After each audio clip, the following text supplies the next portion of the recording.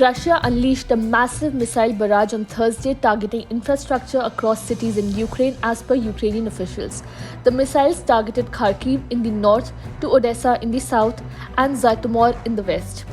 In the northeastern region of Kharkiv on the Russian border, Governor Oleg Senegubov said that there had been 15 strikes by Thursday morning.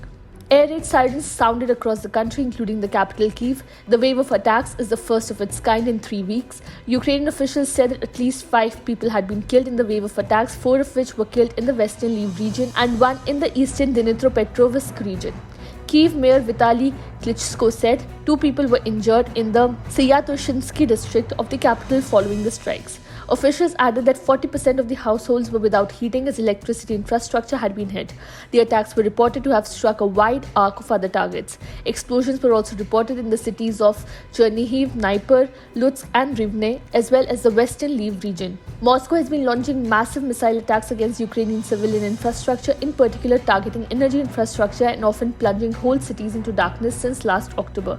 The barrages were initially weekly but eventually became more intermittent, leading to speculation that Moscow may be saving up ordnance. The last major wave was on February 16th. The fresh attacks come as bitter fighting continues for the eastern city of Bakhmut. Ukraine's military says that it has pushed back intense Russian attacks on the embattled eastern city of Bakhmut, despite Russian forces claiming to have taken control of its eastern half. Moscow has been trying to take Bakhmut for months as both sides suffer heavy losses in grinding war of attrition.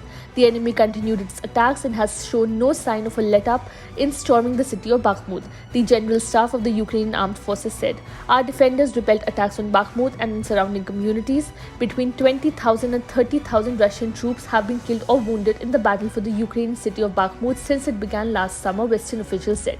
The figures cannot be verified independently.